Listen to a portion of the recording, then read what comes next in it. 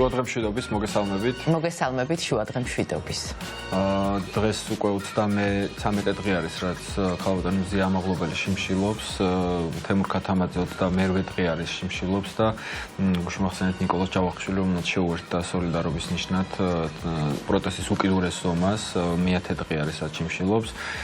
ეს ადამიანები არიან რეჟიმის ტყვეები, კიდევ ერთხელ მინდა ჩვენი სოლიდარობა და მხარდაჭერა გამოუცხადოთ ამ ადამიანებს და იმედი მინდა გამოუთქვა, რომ ეს ამ ადამიანებს მალე ვიხილავთ თავისუფლებაზე, უბრალოდ ძალიან სამწუხაროა, ძალიან ცოტა ინფორმაცია გვაქვს მათი ჯანმრთელობის შესახებ სამწუხაროდ, იმიტომ რომ უკვე რაღაც ზღვარს გაცდა უკვე მათი შიმშილობის დღეები და ძალიან საფრთხილო პერიოდი არის, ასე ვთქვათ, მათი უკიდურესი პროტესტის და მე კიდევ ერთხელ იმედს გამოუთქვა, რომ მეტი ინფორმაცია გვეცოდინება ამ ადამიანების ჯანმრთელობის შესახებ.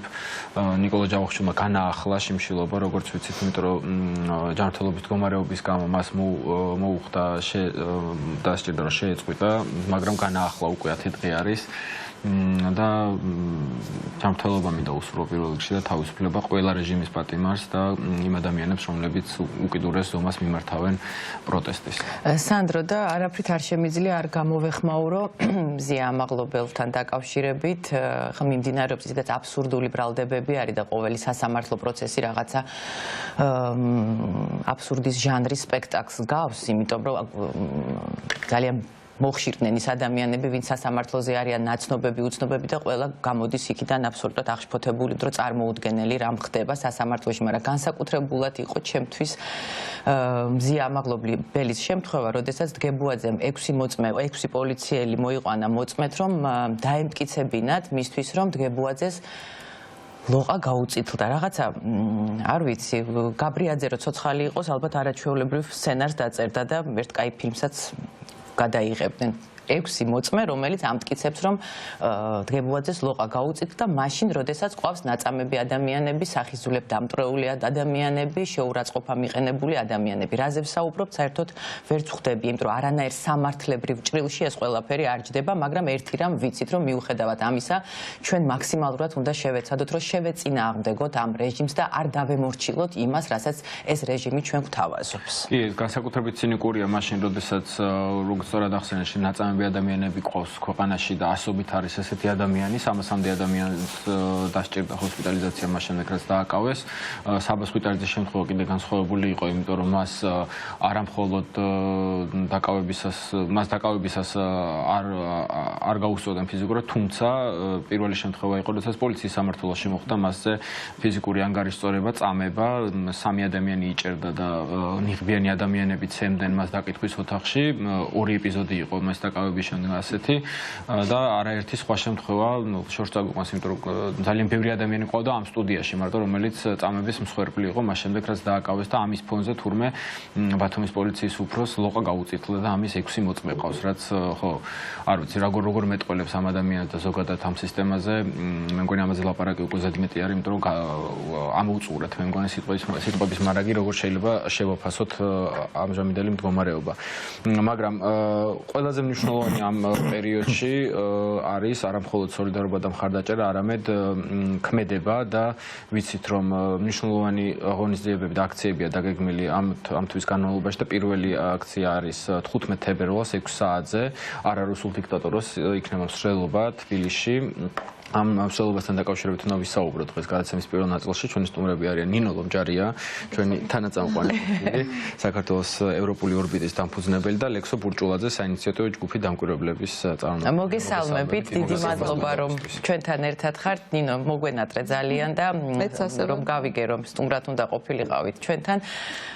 გამახსენდა ჩვენი საუბრები, იმიტომ რომ მთელი სეზონის განმავლობაში ჩვენთან ერთად იყავით რუსული კანონის პერიოდში, როდესაც მიიღეს ეს კანონი, მერე გაიწვიეს, მერე ხელახლა მიიღეს და ჩვენ ძალიან ხშირად ვსაუბრობდით, რა შეიძლება გამოეწვია ამ რუსულ კანონებს და აბსოლუტურად იმაზე, რასაც ვსაუბრობდით, აბსოლუტურად გამართდა ყველაფერი, თუმცა თუმცა უნდა ვაღიარო, რომ მე მაინც არ მჯეროდა, რომ შეიძლება ჩვენ ამ მდგომარეობამდე მივსულიყავით. კი, რეალურად ვაცნობიერებდი რა შეიძლება ამას მოყოლოდა, მაგრამ ფაქტის წინაშე რომ დავდექი, ეს კიდევ ჩემთვის წარმოუდგენელი, იმიტომ რომ რაზე ვლაპარაკობთ, ამდენი ნაწამები, ამდენი დაზარალებული ადამიანები, სიტყვა ნაწამებს რომ ვიძახი, ესეც რაღაცნაირად არ ვიცი, თითქოს ცვდება ყველაფერი და საზოგადოებამ რაღაცნაირად მგონია ყოველთვის ასეთი განცდა მაქვს, რომ ჩვენ კიდევ ვერ აღვიქვამთ ასე მძაფრად რა ხდება. ეს შეგრძნება მაქვს, იმიტომ რომ წარმოუდგენელია, აი ყოველი ღამე ალბათ დედის ინსტინქტი კიდე სხვა რაღაცა, აი როდესაც წარმოგიდგე რომ შენი შვილი არის საპყრობილეში, სადაც არ იცი ვინ შევა, ვინ როგორ დაემუქრება და ვინ რას გაუკეთებს და ეს მაგალითები გვაქვს ამისი, რომ გაუპატიურებით ემუქრებიან, რაღაცა საშინელ ბრალდებებს ეუნებიან, აიძულებენ რომ ხელი მოაწეროს საბუთს და ამხილონ ვიღაცები უდანაშაულო ადამიანები, წარმოუდგენელი ზეწოლის ქვეშ არიან ეს ადამიანები. და მაქვს სურვილი რომ აი ამ ყველაფრის წინაშე და წინააღმდეგ აღდგეს მთელი საზოგადოება. აი მართლა აღდგეს და თქვას რომ ესე ცხოვრება არ შეიძლება. ამის ნიშნები გვაქვს ჩვენ, მაგრამ მე სურვილი მაქვს რომ ეს რაღაცნაირად უფრო მასშტაბური გახდეს. როგორ შეაფასებთ? მოდი ესე დავიწყოთ ამ ყველაფერს, იმიტომ რომ დიდი ხანია ჩვენ არ შევხვედრილ ვართ ერთმანეთს და მთავარი შეკითხვა ალბათ არის ის, რომ აი ამ სამართლებრივი ჭრილიდან გასულ მდგომარეობაში, როდესაც მართლა არც სამართალი აღარ არის, აღარც კონსტიტუცია არის და არანაირი ბერკეტი ხალხს აღარ აქვს, როგორ შეგვიძლია რომ აი ამ ყველაფერს შევეწინააღმდეგოთ და რაღაცნაირად შევაჩეროთ და არ დავემორჩილოთ ამას? კი ბატონო, არა მე ვერ დაგეთანხმებით რომ არანაირი ბერკეტი ხალხს არ აქვს. ეს არის მცდელობა ქართული ოცნების მხრიდან რომ ხალხმა იფიქროს და ჩათვალოს რომ ჩვენ არანაირი ბერკეტი აღარ გვაქვს, ჩვენ მაინც ამ შეგვაშინონ ამ კანონები. შეგვაშინონ ტერორის გამოწვევა, შიშის დათესვა, უიმედობის და უსუსურობის განცდის დათესვას ემსახურება ეს კანონები სინამდვილეში, თუმცა გააჩნია ამ ყველაფერს როგორ ხდება საზოგადოება, ხო?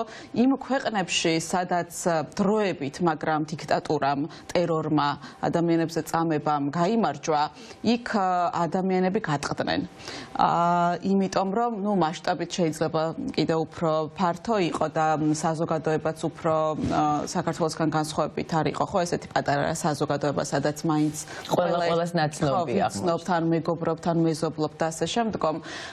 ჩვენ შემთხვევაში მე ვფიქრობ, რომ მიუხედავად იმისა, რომ კანონები რაც ეხლა მიიღეს, აი 3 დღის ვადაში იღებენ მაგალითად ინიცირებიდან დრაკონულ კანონებს, არ ჩამოუვარდება სისასტიკით და სიმძიმით, მაგალითად ბელორუსის ან რუსეთის კანონებს, მაინც საზოგადოება ხდება ამ ყველაფერს ძალიან მხნედ და ჩვენ არ გვეშინია, ჩვენ არ ტერორდებით, არ ვშინდებით ამის გამო, იმიტომ ჩვენ რომ ეხა მე რომ დავჭდე და ჩამოვთვალო რა კანონები მიიღეს ბოლო 2 კვირის განმავლობაში, შემაშინებელი იქნება მართლაც, მაგრამ ჩვენ უნდა გავაგრძელოთ იმის კეთება, რასაც ვაკეთებთ, იმიტომ რომ ჩვენ ვმოქმედებთ ჩვენი კონსტიტუციური უფლებების, ჩვენი საერთაშორისო დაღიარებული უფლებების ფარგლებში და არ აქვს მნიშვნელობა მთავრობა თავის განკარგულებაში ჩაწერს რამე დანაშაულია თუ არა, სადღაც რომ მდგევარ და ვაპროტესტებ. მე ხო ვიცი რომ მე ამის უფლება მაქვს.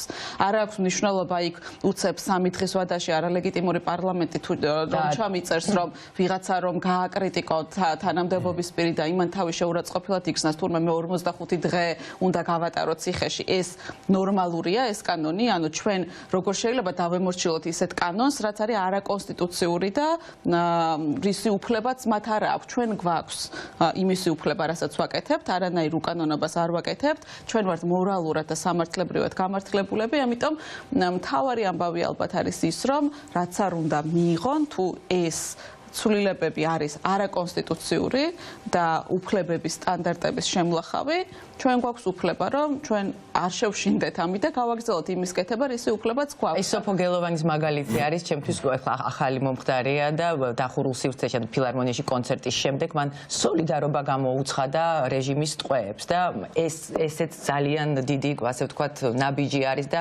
აი ასეთი სოლიდარობები უნდა მომრავლდეს, მე ვფიქრობ. ნამდვილად ვიტყვი, რომ არ იქნებოდა მარტივი, მით უმეტეს ახლა ვხედავთ თუ როგორი უხამსი ფორმებით, ესე ვთქვათ, მის მიმართ აქვს ადგილი აგრესიას, მაგრამ ძალიან გაბედული ნაბიჯი იყო სოფოს მხრიდან იმ ვითარებაში მით უმეტეს იმ სიტუაციაში და ასეთი სოლიდარობები ადამიანური, რომელიც ხშირ შემთხვევაში გმირულ გამბედაობაზეც დგას ხომ, ერთი სიტყვის თქმასაც ხშირად ჭირდება უზარმაზარი სიძლიერე და გამბედაობა და ჩვენ ვხედავთ რომ ეს გამბედაობა საზოგადოებაში არსებობს, მიუხედავად იმისა რომ ასობით ადამიანი არის ნაცემი, ნაწამები, შეურაცხყოფილი, დამცირებული, არ ვიცი, ვერაუდივართ ჯარიმებზე გამოწერილი, ასე ვთქვათ, სასამართლო პროცესებს და ვიტყვი რომ ის ჯარიმები თავისი სიმძიმით სისხლის სამართლის დანაშაულის პასუხისმგებლობას უტოლდება და მე მინახავს ძალიან ბევრი ადამიანი, ვინც ამბობს რომ მე მირჩევნია ჩავჯდა ციხეში, იმიტომ რომ მე არ მაქვს საშუალება რომ ეს გადავიხადო და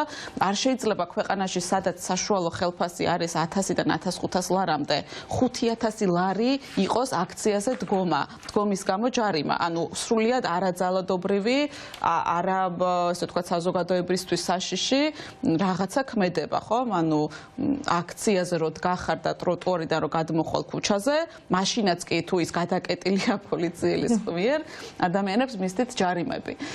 მაგრამ ჩვენ ამას ასე ვთქვათ გავარღვევთ და ამიტომაც არის ძალიან მნიშვნელოვანი, რომ პირიქით უფრო მეტნი უნდა ვიყოთ აქციებზე, ამიტომ არის ახლა დაანონსებული აქციები და მარშები მნიშვნელოვანი, ზამთარიც მილევად რეჟიმშია, ეს არის ის, რასაც არ ელოდებოდა ქართული ოცნება, რომ მთელი ზამთარი საზოგადოება იდგებოდა გარეთ და ფეხზე და ვფიქრობ, რომ ჩვენ კიდევ მრავალჯერ ძალიან ესე ვთქვათ ხმამაღლა უნდა გავაგონოთ მსოფლიოს ჩვენი სათქმელი, რომ საქართველო დიქტატურას არ მიიღებს. საქართველოში არ იქნება დიქტატურა და საქართველო არ შეეგუება ამ რეჟიმს. ლექსო აუცილებლად სანამ კითხავ, მინდა რომ შესწორება შევიტანო, მე რომ დავიწყე საუბარი, მხარდაჭერა გამოუცხადე რეჟიმის პატიმრებს და ერთ-ერთი იყო ნიკოლოზ ჯავახიშვილი, რომელიც ჩიმშილობდა ჩვენ კატეგორიულად.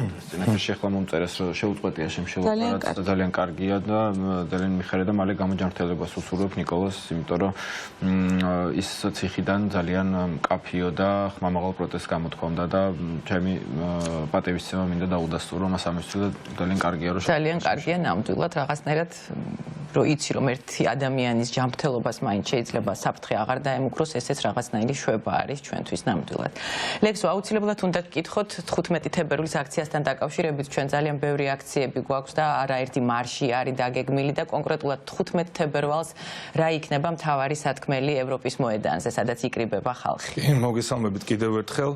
15-ში იქნება მთავარი ორი გზავნილი. პირველი რასაკვირველია მოვითხოვთ სინდისის პატიმრების განთავისუფლებას, რომლებიც რეალურად ერთადერთი მიზეზის გამო არიან დაჭერილები, ეს არის ქვეყნის სიყვარული და სამაგალითოდ დასაჯეს ყველას დასანახადად მათ მაგივრად შეიძლება ნებისმიერი ჩვენთაგანი ყოფილიყავით, რადგან არაფერი განსაკუთრებული არ გაუკეთებიათ, რასაც სხვა არ ვაკეთებთ. უბრალოდ რეჟიმმა ამოარჩია ეს ადამიანები ისევ და ისევ იმისთვის, რომ შიში დაეთესა ყოველ ჩვენთაგანში, ვინც ყოველდღიურად ვაპროტესტებთ დღევანდელ რეალობას. და მეორე, რასაც მოვითხოვთ, ეს იქნება ხელახალი არჩევნები. ჩვენი საინიციატივო ჯგუფი დამკვირვებლების ხელახალზე საუბარი თუ რიგარეშეზე?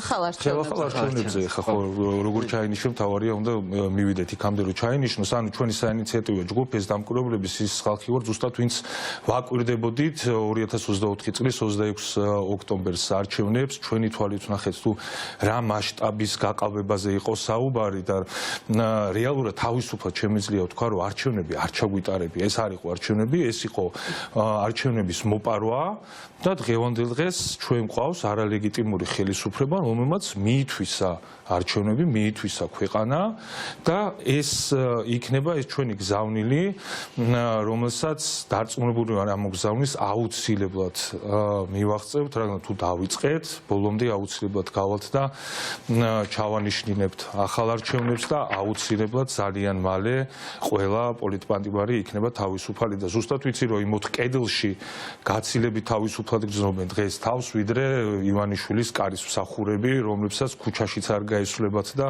ელემენტარულად ხალხს ვერ ხვდებიან, იმიტომ რომ იციან რა რეაქციაც ექნება მათ დანახვის მომენტში ნებისმიერ გამრელს. ნინო, ევროპარლამენტის რეზოლუციის შესახებაც უნდა გითხოთ, დღეს არის კენჭისყრა, როგორც ვიცით და რას უნდა ველოდოთ ამ კენჭისყრიდან და როგორ განვითარდება მას მერე შედეგები, რა შეიძლება შეცვალოს რეალურად და რა, ასე ვთქვათ, რა ძალა აქვს ამ რეზოლუციას. ხო, ევროპარლამენტი არის ევროკავშირის საკანონმდებლო ორგანო, მას უფრო პოლიტიკის განსაზღვრის ფუნქცია აქვს.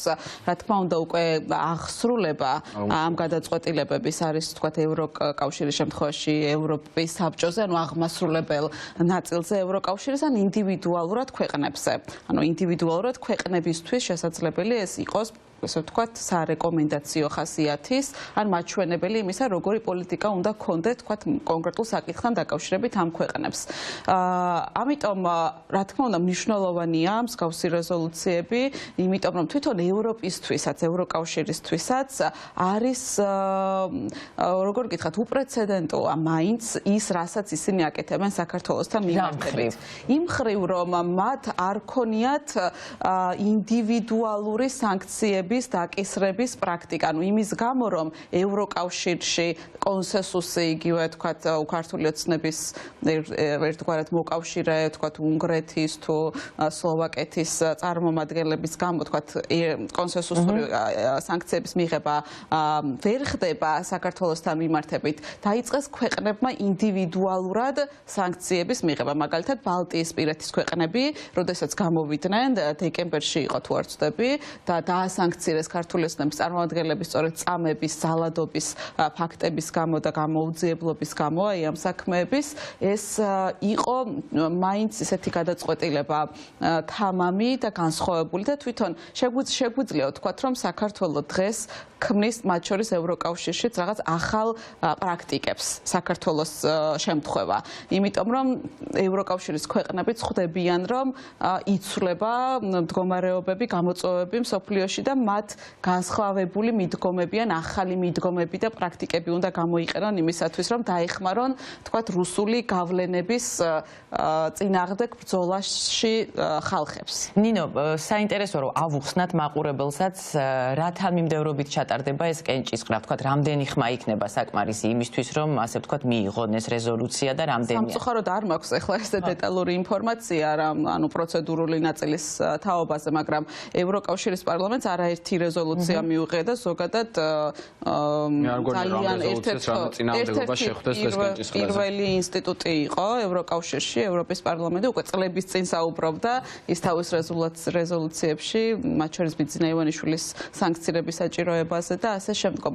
ამიტომ მთავარი არის ის, რომ რა გადაწყვეტილებებს მიიღებენ ქვეყნები, უკვე თქვათ, ვნახეთ ბალტიისპირეთის ქვეყნები, ვნახეთ ჩეხეთი, მაგალითად, რომელმაც სანქცია დაუწესა, დიდი ბრიტანეთი, რომელიც არ არის ევროკავშირის წევრი, მაგრამ ასევე სანქციები დაუწესა, ვნახეთ შვედეთის მთავრობის განცხადება, რომ უნდა დაწესდეს სანქციები, ვნახეთ ნორვეგიის საგარეო საქმეთა სამინისტროს განცხადება, რომ ჩვენ გვაქვს გარკვეული ზომები მისაღები, ამიტომ ეს რაც ხდება, მე მესმის საზოგადოების მოთხოვნა, რომ აი სულ კითხულობენ, რომ აი რას აკეთებს დასავლეთი და როგორ დაგვეხმარება. მე მინდა ვუთხრა საზოგადოებას, რომ ის ტემპები შეიძლება ჩვენ ძალიანელი გვეჩვენება და არ გვაკმაყოფილეს, მაგრამ სინამდვილეში თუ შევადარებთ აი სხვა ქვეყნებთან მიმართებით როგორი მოქმედეს მათ და რა პრაქტიკები იყო, საქართველოსთან მიმართებით არის წარმოუდგენლად დაჩქარებული. ჩვენ რეალურად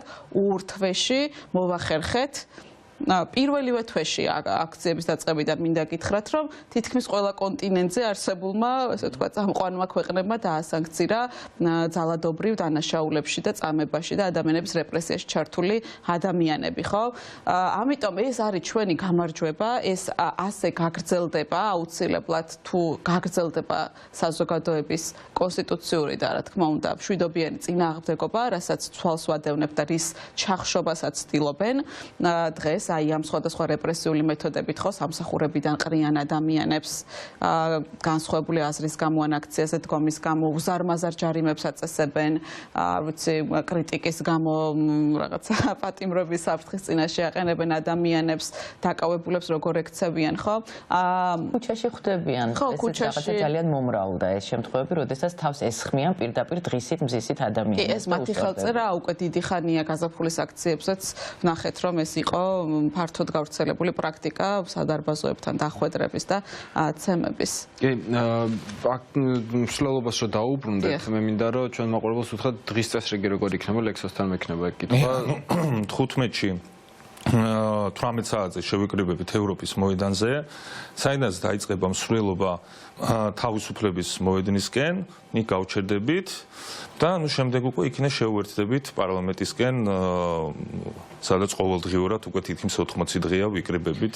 ხო, თითქოს რაღაცა მოლოდინი და მოთხოვნაც არსებობს იმის, რომ რაღაც ერთი დიდი აქცია გაკეთდეს მას შემდეგ, რაც გაიარა ამ სიცივეებმა და როგორც ვეძახით ახალწლებმა და 31 დეკემბრის მერე რაღაც ძალიან დიდი ესეთი შეკრება არ ყოფილა ყოველდღიურ რეჟიმში კი ეს უპრეცედენტო და ისტორიული მოვლენის მომსწრეები ვართ ყველა ერთად, მაგრამ ეს რაღაც დიდი დათქმული თარიღით არ ყოფილა და ძალიან მნიშვნელოვანი ასეთი პირველი იქნება ბოდიში ლექსები. სამი იქნება ხო ეგ? არა, ხო, დაიწყება ესეთი ტიპის აქციები, იმიტომ რომ თვითონ აქციების ხასიათიც საზოგადოებრივი მოთხოვნებიდან გამომდინარე იცვლება, ხო, ეს ბუნებრივად ხდება, არავინ არ ერევა ამაში ხელოვნურად, ხო, როდის სად შეიკრიბონ და რაღაც თითქოს ბუნებრივად მოდის ხოლმე ესეთი ინიციატივები. ეხლა ბევრი დიდი აქცია დაიგეგმა, ამ შემთხვევაში ჩვენ როგორც ლექსომ აღნიშნა, გვინდა რომ აქცენტი გავაკეთოთ პოლიტპატიმრებზე, ამიტომ აქციის მონაწილეებს მივმართავთ, რომ წამოიღონ წერილები, დაწერონ პატიმრების სახელზე წერილები და თავისუფლების მოედანზე, იგივე ევროპის მოედანზეც, თქვათ, ჩვენ შევაგროვებთ ამ წერილებს და თქვენი სახელით შემდეგ გადავუგზავნით პატიმრებს, იმიტომ რომ მე ვიცი მათ შორის ოჯახის წევრებიდანაც, რომ ყველაზე მეტად რაც სჭირდება დღეს პატიმრებს და რაც ძალიან დიდ მხნეობას და სიხარულს ანიჭებს, ეს არის გარედან შესული წერილები და კომუნიკაცია, ამიტომ ჩვენ ამ შესაძლებლობას მივცემთ აქციის მონაწილეებს, ასევე ძალიან ბევრი ჯგუფი ერთვება გარდა დამკვირვებლებისა, ანუ ამ ესე ვთქვათ მსვლელობაში ეს იქნებიან ექიმები, მსახიობები, ვიცი, ემიგრანტები, თუ სხვადასხვა სფეროს წარმომადგენლები, დამკვირვებლები და ასე შემდგომ და შემდგომ ესე ვთქვათ ჩვენი ხელოვნების სფეროს არაჩვეულებრივი წარმომადგენლები გარკვეულ პერფორმანსსაც ასე ვთქვათ შემოგთავაზებენ სწორედ პატიმრების მხარდასაჭერად, ამიტომ იქნება ვფიქრობ ძალიან ემოციური და საინტერესო და შაბათი დღე არის და იმედი მაქვს რომ ძალიან ბევრი ადამიანი გამოვა პატიმრების მხარდასაჭერად და იმის ათქმელად რომ ჩვენთან დიქტატურას და ავტორიტარიზმს მხოლოდ კომიკური სახე შეიძლება კონდეს და ჩვენ არ მივიღებთ და არ ვიცხოვრებთ ტერორში, ჩვენ ვერ შეგვაშინებთ. ხო, დარწმუნებული ვარ, რომ ძალიან ბევრი ხალხი მოვა, იმიტომ რომ რაღაცნაირად, როდესაც უფრო დაგეგმილი არის ხოლმე აქცია, ამ დროს ხალხი ნამდვილად ბევრად უფრო მეტი იკრიბება ხოლმე. ნინო, ჩვენ რაღაცნაირად ჩვენს რუბრიკებში ხოლმე წინ ვუსწრებდით მოვლენებს და დაახლოებით პროგნოზს მიმოვიხილავდით ხოლმე, რა შეიძლება მოყოლო და ვთქვათ კანონს და ასე შემდეგ და ასე შემდეგ. დღეს, როდესაც ვფიქრობთ, რომ რაღაცნაირად ეს კრიზისულ სიტუაციაში ვართ და ჩიხში ვართ და სულ მგონია, რომ კულმინაცია არის და ამაზე მეტი შეიძლება არაფერი აღარ მოხდეს და ეს რაღაცნაირად არ მთავრდება. აი მოდის ყოველი დღე და რაღაცა უარესი კანონი და უარესი, ასე ვთქვათ, რეპრესიები იწყება. მაინც ვფიქრობ, რომ მზადყოფნაში უნდა ვიყოთ, ჩვენ მზადყოფნაში ვართ იმისთვის და ვაცნობიერებთ, რომ ხანგრძლივ ბრძოლაში ვიმყოფებით და არც დღე გვაქვს დაგეგმილი და არც დრო როდის უნდა დამთავრდეს. ვისურვებდი, რომ მალე დასრულებულიყო, მაგრამ ესე არ განვიხილავთ ამ მოვლენას, მზად ვართ ყველაფრისთვის, მაგრამ მაინც საინტერესოა, რა შეიძლება კიდე, ასე ვთქვათ, რა სიურპრიზებს უნდა ველოდოთ, რა შეიძლება კიდე მოხდეს. ხო, კარგი კითხვა. მე ვფიქრობ, რომ კი, რა თქმა უნდა, რეპრესიული ტაქტიკები კიდევ უფრო გამყარდება. კი ბატონო, უბრალოდ ჩვენ კიდევ ერთხელ არ უნდა ჩაგვაგდოს ამ ყველაფერმა შოქში, არ უნდა ჩაგვაგდოს რაღაცა ნიჰილიზმში და არ უნდა მოგვცეს უსუსურობის განცდა, იმიტომ რომ ყველა ეს ნაბიჯი, რასაც ხელისუფლება დგამს, თუნდაც ის მიღებული კანონებიც არის მათი მათი შიშების გამოხატულება. ანუ რეალურად ისინი რასაც იღებენ და ცდილობენ რომ ჩაახშონ ან შეზღუდონ ეს მათ საკუთარ შიშებზე რეაგირებენ. ანუ ჩვენ ვიცით რა აშინებთ, რისი ეშინიათ, რა არ უნდათ რომ მოხდეს, ხო? ეს არის მაგალითად აქციები, მათ ეშინიათ საზოგადოების გარეთ დგომის, ხო? ესე იგი ეს არის ჩვენი სიძლიერე, ჩვენი ერთად დგომა და უწყვეტი პროტესტი, ხო? მათ ეშინიათ კრიტიკის. ხომ ანუ როგორც ჩანს ძალიან დიდ დისკომფორტს უქმნის მაგალითად არ ვიცი ხო ან სიმღერა ან სოციალურ ქსელში რაღაცა კრიტიკა თანაბდა ან ის პრაქტიკა რაც იყო ხო რომ რაღაცა ქუჩაში ადამიანები თქვათ ეუბნებიან თავიანთ სათქმოს თუ რესტორანში თუ საზღვარგარეთ თუ არ ვიცი აეროპორტებში ხო ეს იმდენად დიდ როგორც ჩანს დისკომფორტს ალბათ უქმნის რომ საერთოდ ახალი სამართალდარღვევა მოიგონეს ასეთი სამართალდარღვევა საქართველოს სამართლებრივ სივრცეში საერთოდ არ ყოფილა რომ ესე თქვა თანამდებობის პირის შეურაცხყოფა ნებისმიერი ქმედება რაც შეიძლება იყოს აღქმული როგორც შეურაცხყოფა ეს მართლა გამეგო შუა საუკუნეებში აი რო ვსწავლობდით ისტორიას ფეოდალებ მაშინ სხვა შორს რო სწავლობდი ბავშვობაში, ეგეც მიკვირდა, რომ აი როგორ შეიძლება მეფის შეურაცხყოფა ყოფილიყო დასჯადი, აი რაღაცა მეგონა, რომ ეს იყო შუა საუკუნეობრივი პრაქტიკა. შემდეგ უკვე, რა თქმა უნდა, გავიგეთ, რომ ეს არის თურქმენეთში შეიძლება მოხდეს ეს, ან ჩრდილო კორეაში შეიძლება მოხდეს და ეხლა მართლა აი გავიცინოთ სასაცილოა რა, ანუ სასაცილოა, იმიტომ რომ კანონში ჩაწერეს, აი მართლა სასაცილოა. კანონში ჩაწერეს, რომ ვიღაცა თუ რამეს ისეთ სიტყვას რომ მე შეურაცხყოფილად ვიგრძენი თავი შეუძლიათ რომ ციხეში გაუშვან. ეს ახლა მათი სიძლიერეა თუ სისუსტეა? მაგას რომ შორიდან სასაცილოა კომიკურია ეს ყველაფერი, მაგრამ აქეთა მხარეს არის ადამიანების პირდაპირ მნიშვნელობით სიცოცხლე სასწორზე დადებული, იმიტომ რომ ადამიანი რომელიც ამდენი დღის განმავლობაში შიმშილობს მის სიცოცხლეს საფრთხე ემუქრება აი ამ რაღაცა ფარსის და ცირკის გამო. ეს კიდე რაღაცა საოცარ უცნაურ სიტუაციას ქმნის წარმოუდგენელად. შენ ძალიან სწორად აღნიშნე, რომ იდეაში ყველაზე მეტ რისკს ეშინია არის პროტესტი, იმიტომ რომ პროტესტი არის ერთ-ერთი რამ რაც დარჩა რეალურად, იმიტომ რომ ჩვენს რუბრიკებში და სხვა სტუმრებთანაც საუბრობთ ხოლმე მიმდინარე მოვლენებზე, მაგრამ დიქტატურას სიტყვას არ ვიყენებდით, იმიტომ რომ არ იყო ეს დიქტატურა, მაშინ რეალურად რაღაც ავტორიტარიზმი იყო, რომელიც ნელ-ნელა მიდიოდა იქით, მაგრამ ამ საკანონმდებლო ცვლილებების შემდეგ, მას შემდეგ რაც ამდენი ადამიანი აწამეს რა, ამ ყველაფრის მომსწრები რო ვართ, უკვე კი ჩამოყალიბდა დიქტატურა, მაგრამ არ არის კონსოლიდირებული, იმიტომ რომ ერთ-ერთი რაც დარჩა კონსოლიდირებულ დიქტატურამდე არის ის, რომ ხალხი გავართ ქუჩაში. დიქტატურაში ეს ასე არ ხდება. ეგ ყველაზე მნიშვნელოვანია. ეგ არის ყველაზე მნიშვნელოვანი. ეს არის ბოლო რა ბასტიონი ალბათ რა რეალურად. დიქტატურა მყარდება იქ, სადაც პროტესტი აღარ არის.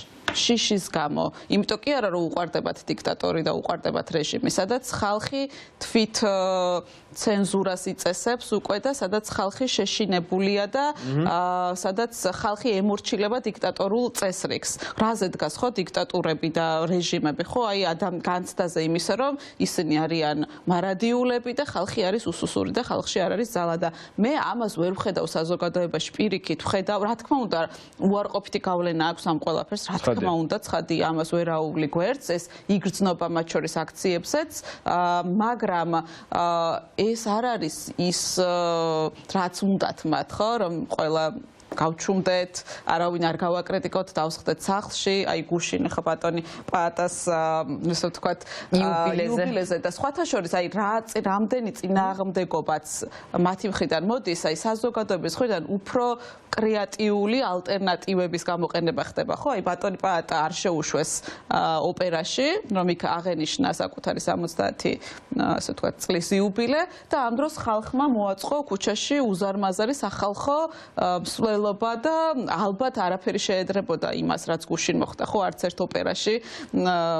არ ვიცი, კონცერტი არ შეედრებოდა იმას, რაც ხდებოდა გუშინ. არც შევიდოდა, ეგ არის თავარი, რომ ერთი წლის წინ გაგზავნილი იყო მოთხოვნა როდესაც ეს პროტესტი საერთოდ არ იყო და სურო შეეშვათ ნამდვილად არ შევიდო რამდენი ადამიანი შიგნით არ დაეტევოდა ელემენტარულად მაინც იგივე იქნებოდა რაც გუშინ იყო და არა რაღაც პრინციპის გამო პასუხიც არ მოსულა საბოლოო ჯამში ყველაფერი ბევრად უკეთესად გამოვიდა ვიდრე ეგ არის ზუსტად ამ ყველაფრის და ამ პროცესის ხიბლი, რომ ხალხი თავისი ემოციების კარნახით აკეთებს იმას, რაც აკეთებს და რეალურად ძალიან დიდი ხანია ეძებენ თავს, რომელიც ამ ყველაფერს გეგმავს და ცდილობენ, რომ ის გაუნებელყოფონ, თუ რა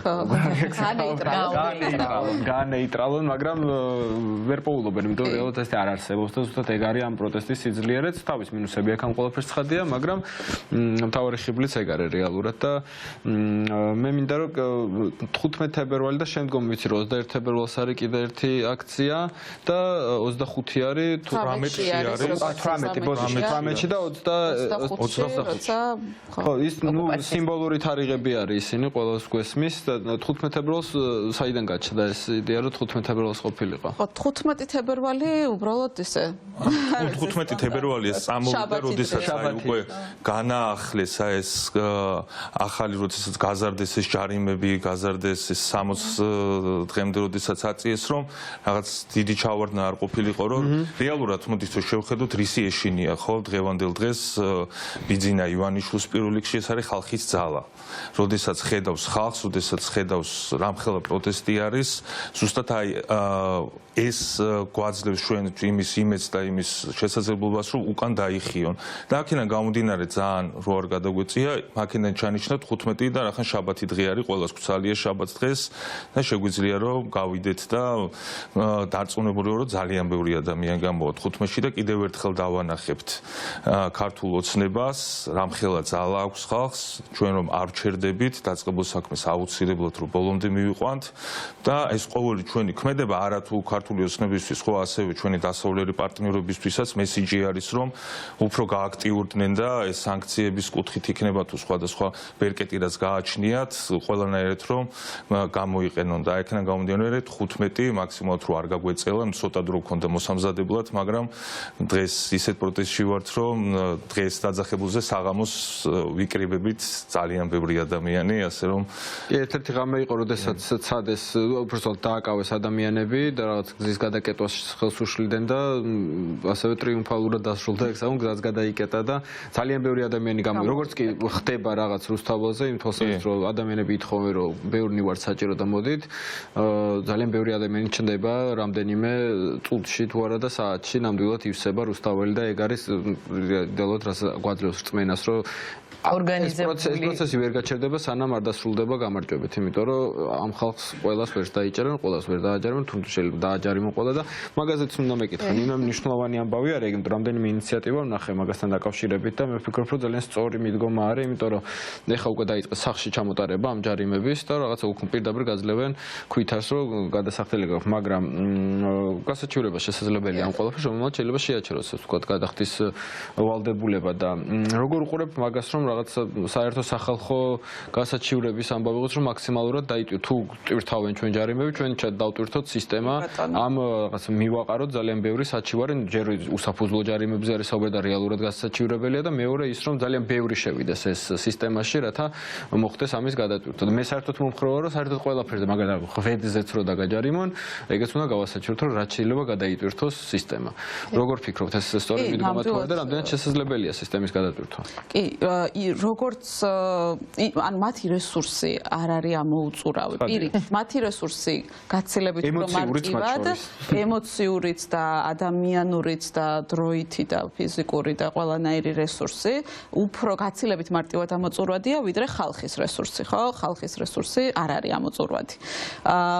სხვათა შორის ახლა ეს ბოლოცულებები რაც მიიღეს, თუ მანამდე სასამართლო აჯარიმებდა მოქალაქეებს, დღეს ეს ფუნქცია პოლიციაზე გადავიდა აქციის წესების და დარღვევის გამო, მაგრამ ეგ მეტყველს მოდელს სასამართლო გადაიტვირთა. ეგ მეტყველს ამაზე, მაგრამ აქ ერთი ცოტა სასაცილო ამბავი არის ის, რომ ამ პოლიციის გადაწყვეტილებს, ანუ ჯარიმის გასაჩივრება სასამართლოში შეიძლება და გამოვიდა, რომ თუ მანამდე მარტო სასამართლო იყო გადატვირთული, ახლა პოლიციას გადაიტვირთება და სასამართლოც, იმიტომ რომ შსს ანუ პოლიციის ჯარიმა შეგვიძლია შსს-შივე გაასაჩივრო, ანუ წარმოვიდგინეთ ჯერ ჯარიმა უნდა გამოწეროს, მერე შიგნით ზემდგომა უნდა განიხილოს ეს გადაწყვეტილება, ანუ როცა გასაჩივრდება და მერე ის მიდის სასამართლოში. ანუ სამჯერ გაიზარდა და შეუძლიათ რომ შეცვალონ ის რომ მაგალითად გასაჩივრება არ აჩერებს გადახდის ვალდებულებას. არა, გასაჩივრება ყველაფრის შეცვლა შეუძლიათ, ეხლა აბსოლუტურად ყველაფრის მაგას. საერთოდ ის რო თქვან რომ საერთოდ არ ჭირდება სასამართლო კონტროლიო და პოლიციელი რო დაგაჯარიმებს არ საჩივრდებაო, ესეც რო თქვან ერთ დღეს, გამოგვერდება, ხო არ ხო, მაგრამ რისი იმედი აქვთ ეხლა? ეს გათვლილი ხო ექნებათ ალბათ თუ ხუმრობდი რომ ალბათ სასამართლომ თქვა რომ აი როგორ ჩვენ ვიტანჯებით, ეხლა შესაძლოა დაიტანჯოსო და იმათაც გადაუნაწილეს. ანუ იცით, აი ამის თქმა მინდა რომ ეს ცვლილებები კი აი როცა კითხულობ ცოტა ისეთია დამთრგუნველია რომ აი ჯერ ერთ დამთრგუნველია, იმიტომ რომ რატო ხდება ეს ჩემ ქვეყანაში, აი როცა მით უმეტეს იურისტი ხარ და იცი ეს რას ნიშნავს, აი ცოტა სირცხვილის გრძნობაც მაქვს, იმიტომ რომ აი რატომ უნდა მომხდარიყო ეს ჩემ ქვეყანაში, როცა ჩვენ სხვა განვითარების, სხვა ცივილიზაციების უნდა გვაფიქრა და სხვა რამეზე უნდა გვემუშავა. ვართ და რაღაცა სხვას რო დავცინოდით ეს როგორ დაემართათ, ის როგორ ანუ საქართველოს როგორ უნდა ხდებოდეს რომ პოლიციელები ქალებს აგინებდნენ და გაუპატიურებით ემუქრებოდნენ და აი ის აფურხებდნენ და მე ამაზე რომ გაწიწრების გამო ციხეში ანუ როგორ გითხრათ, ეს არის საშინელი შეგრძნება რომ აი რას იფიქრებს სხვა ჩემ ერზე რომ აი ესეთი ხალხი ცხოვრობს საქართველოში რომ ისე ექცევიან ქალებს და იგივეა ხო ამ კანონებსაც, მაგრამ იმის თქმა მინდა რომ უკუ ეფექტებიც აქვს მათთვისაც რა, ეს არის სისტემის გადატვირთულობა, ის რომ თქვა ვერავის ვერ აშინებენ, თვითონ იტვირთავენ საკუთარ თავს, ან რა ქმედებაც არ უნდა გააკეთონ, მაინც ეს არის როგორ გითხრათ, ჭკვიანურად არ არის გათვლილი და უკან ხვდებათ. ამიტომ ჩვენ ეს უნდა გავიაზროთ, ის კი უნდა ვიფიქროთ, რომ აიმე ეხლა ყველაფრის შეცვლა შეუძლიათ და რასაც უნდა ჩაწერენ და დამთავრებულია ჩვენი ამბავი. პირიქით უნდა ვიფიქროთ, რომ არიან უკიდურესად, ესე ვთქვათ, სასოწარკვეთილ მდგომარეობაში, ცდილობენ რა გააჩერებს ამ პროტესტს და იგონებენ რაღაცა კანონებს, რაც საბოლოო ჯამში არის რაც კომიკური დიქტატურის დამყარების მცდელობა.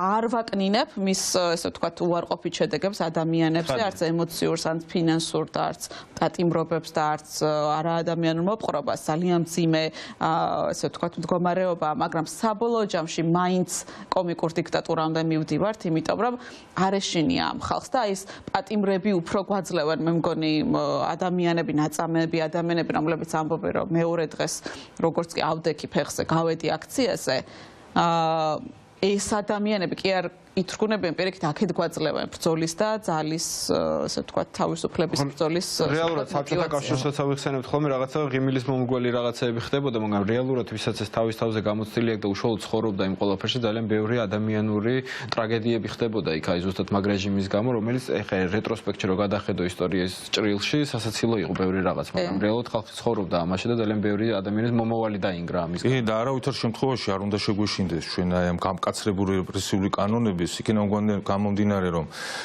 რეალურად თავიდანვე ვიცოდით ხო ეხა ვისთან მქონდა საქმე და ესე ქუცრუ არ დაიხურებდნენ ორ დღეში და არ წავიდოდნენ ყველა ვაცნობიერებდით მაგას და ეხა როდესაც ვხედავთ რომ რაც უფრო ამკაცრებენ ამ კანონს ნიშნავს რომ თვითონ აქვთ ცუდად საქმე იმიტომ რომ სხვა გამოსავალი აღარ აქვთ ერთადერთი რაც შეუძლია დაგვიპირისპირონ ეს არის ფინანსური სანქციები, ეს არის არაფრის გამო ადამიანების დაჭერა. აი მინდა რომ გავიხსენო, ხა რამოდენიმე დღის წინ იყო ვაჟა გაფრინდაშვილის პროცესი, სადაც რომ დროსაც ედავებოდნენ, ზუსტად იმ დროს ჰქონდა ჩეკი, რომ იყო სანაპიროზე მაკდონალდში. მაგრამ ნიშნულობა არ აქვს ამათვის, ანუ ვისაც უნდათ რომ გამოუწერონ ჯარიმა, უწერენ და ნუ ხა ბუკა პეტრიაშვილს რაც გაუკეთეს მამების და შვილების მარსზე ხა არის დავკონკრეტდები, ეგ საერთოდ არანაირ ადამიანობას. ხო ეს არის ნიშანი იმისა, რომ რაც გვინდა იმას გავაკეთებ, ვისაც გვინდა იმას დავიჭერ. ეს უკვე იმას ნიშნავს, რომ ძალიან ცუდად აქვს საქმე, იმიტომ რომ თვითონ აღარ ემორჩილებიან არანაირ კანონს, უკვე აკეთებენ იმას, რასაც ალბათ აი სპონტანურ გადაწყვეტილებას გადაწყვეტილებებს იღებენ უკვე, რომ აი ეს დავაჯეროთ, ეს თქვათ გავუშვათ ციხეში, უკვე კანონზე საერთოდ აღარ არის აქ საუბარი, ანუ მით უმეტეს, როდესაც ვხედავთ აი ამდენ სინდისის პატიმარს, არაფრის გამო დაჭერილს, უმეტეს შემთხვევაში მართლა ნაცემს ძვლებში დამტრეულებს და არც ერთი მოძალადეზე საქმეც რო არ არის დაწყებული და არც საქმე დაწყებული იდენტიფიცირებულიც რო არ არის არც ერთი ადამიანი. ამ ყოველს როდესაც ვხედავთ, როგორ შეიძლება რომ გაჩერდე, როგორ აი ხვდებით ხო ჩვენ თუ ეხლა გავჩერდით და რაღაც კუთხით მიუშვით ხო ქართული ოცნება და ქუჩაში აღარ გამოვედით. წარმოდგენაში ალბათ შეგვიძლია წარმოვიდგინოთ სად მივალთ საბოლოოდ და რას მივიღებთ. ნუ ეს ბელორუსიზაცია ალბათ იქნება მონაგონი ჩვენ შემთხვევაში ქართული ოცნების ხელში. ხო, ბევრი ამბობს, რომ ბიძინა ივანიშვილი ხიშტებზე ზისო აპირებსო დაждდომას და ყველა მიცით, რომ საკმაოდ წარია ხიშტებზე დაждდომა, ამიტომ მე მგონია დიდხანს გაძლოს ხიშტებზე და ხო, და ალბათ ერთი ძალიან მნიშვნელოვანი რამე მოხდა კიდევ და ალბათ სამომავლოდ ესეც რაღაცნაირად დაეხმარება ჩვენ საზოგადოებას და ქვეყანას ზოგადად, რომ რაღაცნაირად ერთხელ და სამუდამოდ აი ამ მოჯადოვებული წრიდან გამოვიდეთ, იმიტომ რომ ის შრომა და ის ასე ვთქვათ განსაცდელი, რომელიც საზოგადოება გადის ეხა აი ამ ბრძოლის პროცესში და მე დარწმუნებული ვარ, რომ ის თავისუფლებისთვის გამარჯვება აუცილებლად მალე დადგება.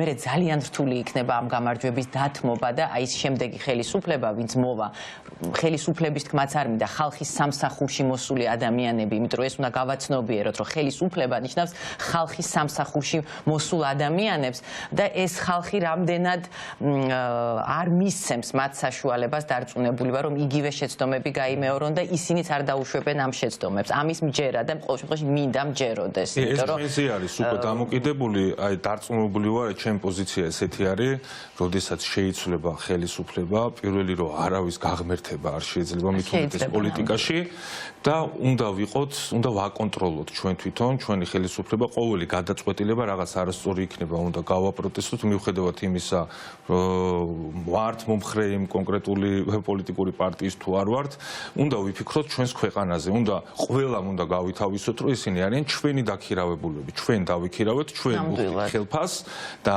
ხალხი რასაც მოითხოვს, ის უმრავლესობა რასაკურველია, ის უნდა გააკეთონ. და დავიცვათ პირველ რიგში საკუთარი თავისუფლებები და მერე აუცილებლად სხვისი უფლებები და არ მივცეთ არავის იმის საშუალება, რომ ეს უფლებები დაირღვეს ამ ქვეყანაში. ძალიან დიდი მადლობა. დიდი მადლობა, წარმატებები და გისურვოთ. კიდევ ერთხელ დავაანონსებთ 15 თებერვალს 6 საათზე ევროპის მოედნიდან მსვლელობა იქნება თავისუფლების მოედნისკენ. მნიშვნელოვანია, რომ ძალიან ბევრი ადამიანი ვიყოთ, იმიტომ რომ მოლოდინია, რომ ერთი დიდი რაღაც გამაერთიანებელი აქცია ძალიან მნიშვნელოვანი იქნება მსვლელობა ამ შემთხვევაში და შემდგომ აქციაში გადაიზრდება ეს ყველაფერი, ამიტომ გელოდებით. და როგორც ნინომ თქვა, იქ საინტერესო პერფორმანსებიც იქნება. ველოდებით შაბათს 6 საათზე ევროპის მოედანზე. დაგემშვიდობებით წარმატებებს გისურვებთ. ჩვენ ხანმოკლე რეკლამაზე გავალ და რეკლამის შემდეგ ანა სუბელიანთან ერთად დაგიბრუნდებით და დღეს ვისაუბრეთ იძულებით გადაადგილებულ პირებზე და მათ პრობლემებზე, ასე რომ დაგველოდებით.